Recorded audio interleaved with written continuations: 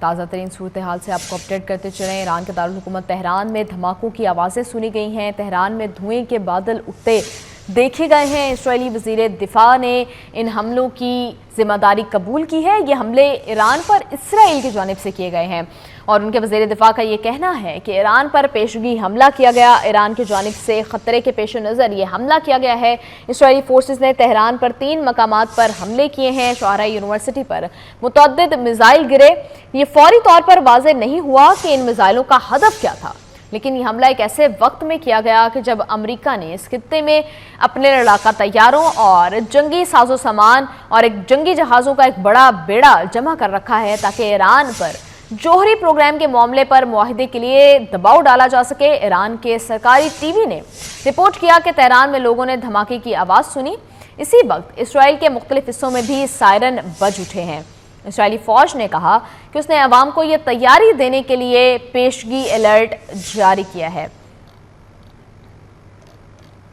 Israel ने Iran पर हमला कर दिया है। तेहरान पर मिसाइल दागे गए हैं। इसराइल ने ईरान पर पेशगी हमले शुरू कर दिए हैं। ईरानी मीडिया के मुताबिक ईरान के दारुल हुकूमत तेहरान में 3 धमाकों की आवाज़ें सुनी गई। ताहम धमाकों की वजूहात नामालूम है। उधर इसराइली वज़ीर दिफा ने भी ईरान पर हमले की तस्दीक करते हुए कहा कि हमने तेहरान पर हमला किया, ईरान पर पेशगी हमले शुरू किए हैं।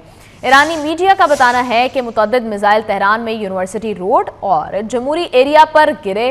तेहरान में धुएं के बादल भी उठते देखे गए। इसराइली वज़ारत दिफा का कहना है कि इसराइल भर में स्कूल बंद कर दिए गए। आवाम को घरों से ही काम करने की हिदायत की गई है। अवामी इज्तिमात पर पाबंदी आयद कर दी गई है। मकबूजा बैतुल मुक़द्दस में सायरन बजने लगे हैं। पाकिस्तान के फॉरेन ऑफिस ने भी ट्रैवल एडवाइजरी जारी कर दिया है। अपने शहरियों को ईरान के सफ़र करने से गुरेज करने का मशवरा दिया है। पाकिस्तान ने अपने तमाम शहरियों के लिए ट्रैवल एडवाइजरी भी जारी कर दी है। इस कशीदा सूरत हाल के पेश नज़र पाकिस्तान ने अपने शहरियों को ईरान का सफ़र करने से फ़िलहाल गुरेज करने का मशवरा दिया है।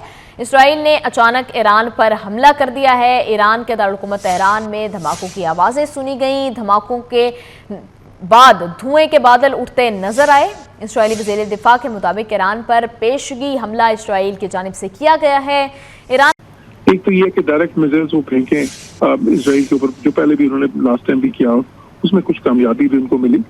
हालांकि इसराइल के ऐसे सिस्टम्स हैं, उनके पास आयरन डोम है, डेविड स्लिंग है, एरो मिसाइल्स हैं, जिसको 95% के करीब तो वो हवा में तबाह कर देते थे, रोक लेते थे, लेकिन 5% जो गिरते थे उससे भी खासा नुकसान हुआ उधर। तो दूसरा ये है कि वो अमेरिका की बेसिस के ऊपर अटैक कर दें। वो भी उन्होंने आखिर में किया था, लेकिन वो अटैक जरा नुमाइशी किस्म का था। पहले बता के फेंक दिया मिसाइल जिसने कोई नुकसान नहीं पहुंचाया। वो भी जब अमेरिका ने उनको स्ट्राइक किया था उस वक्त आखिर में।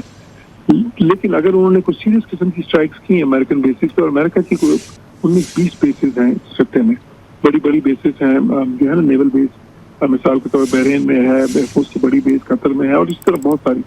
तो अगर उनको, और ईरान बड़े आसानी से, क्योंकि देखिए ये तो उनके हमसाया मुल्क है ना, बहरीन या कतर कितना दूर है ईरान से, उनको बड़ी आसानी से निशाना बना सकते हैं। लेकिन अगर उन्होंने वो कर दिया तो फिर ईरान के ऊपर ऐसी अमेरिकन रिटेलिएशन आएगी कि उनके लिए बहुत मुश्किल हो जाएगी। जौहर सलीम साहब, उनके पास न्यूक्लियर ऑप्शन है। जी, वो लास्ट पॉइंट में कह दूं, वो है कि आप नए हुर्मुज़ को बंद कर देंगे। अच्छा, वो भी जो है अपने जो नैरो पॉइंट, जो नैरोस्ट पॉइंट है, उससे वो सिर्फ कुछ 25-30 किलोमीटर वाइड है। वो भी बड़े वो आसानी से कर तो सकते हैं, लेकिन अगर वो उन्होंने कर दिया तो फिर उसकी जो रिटेलिएशन आएगी, एक तो अमेरिकन उसको क्लियर भी कर लेंगे अमेरिकन कुछ दिनों में, लेकिन दूसरा ये कि बाकी सारे मुल्क भी नाराज हो जाएंगे उनसे, क्योंकि तेल की तस्सील बहुत से मुल्कों को, चीन को भी, जापान को भी, सारी ईस्ट एशिया को बंद हो जाएगी, वहां से इंडिया को भी। तो वो फिर, और जाहिर जो मुल्क तेल भेज रहे हैं उनको भी वो भी नाराज हो जाएंगे, ये सारे जो गल्फ कंट्रीज हैं। तो उससे जाहिर है उसका दायराकार तो फैलेगा क्राइसिस का, कॉन्फ्लिक्ट का, लेकिन उससे फिर ईरान की जो थोड़ी बहुत गुडविल है इस रीजन में वो भी बहुत कम हो जाएगी। जौहर सलीम साहब, खित्ते के जो दीगर मुमालिक हैं, खुसूसन खलीजी रियासतों का रद्द-ए-अमल क्या हो सकता है इस हमले के बाद? देखिए, खलीजी रियासतों ने बहुत कोशिश की थी कि हमला ना हो। उन्होंने इंटरसीड किया था प्रेसिडेंट ट्रंप के, क्योंकि इजरायलीज के साथ उनकी डायरेक्ट बातचीत नहीं है, सिर्फ यूएई की उनके साथ काफी करीबी ताल्लुकात हैं। बहरीन के भी डिप्लोमेटिक रिलेशंस हैं, उनके साथ उन्होंने कायम कर लिए थे, बाकियों के नहीं है। तो उन्होंने इसराइल के ऊपर भी, आई एम श्योर कि यूएई ने जो है ना ये इंटरसीड उनके साथ भी किया होगा, लेकिन अमेरिकन के साथ सब नहीं किया। और इसीलिए कुछ देर के लिए ट्रंप रोके भी। मगर जो है अब जब ये हो गया ऑलरेडी, तो फिर उन मुल्कों की कोशिश ये होगी कि किसी तरह ये जल्दी खत्म हो ये कॉन्फ्लिक्ट। अब ताकि बहुत लंबा अगर ये चलेगा तो देखें फिर उसमें खतरा क्या होता है। फिर खतरा यही है कि फिर ईरान इनकी मिलिट्री बेसिस पे अगर अटैक करता है अमेरिका की, तो मिलिट्री बेसिस तो उन्हीं मुल्कों में है, तो फिर वो उन मुल्कों पे भी तो अटैक समझा जाएगा ना, अगर उनकी सरजमीन पे मिसाइल फेंकते हैं। साथ ही साथ अगर अब नया हॉर्मस बंद हो जाती है तो फिर उनको बहुत ज्यादा नुकसान होगा। तो इसलिए वो उनकी कोशिश यही होगी कि फिर एकदम अपने जो डिप्लोमेटिक चैनल्स हैं उनको बहुत ज्यादा वो जो है ना एक्टिवेट कर दें, ताकि किसी तरह इस कॉन्फ्लिक्ट को जल्दी खत्म किया जा सके।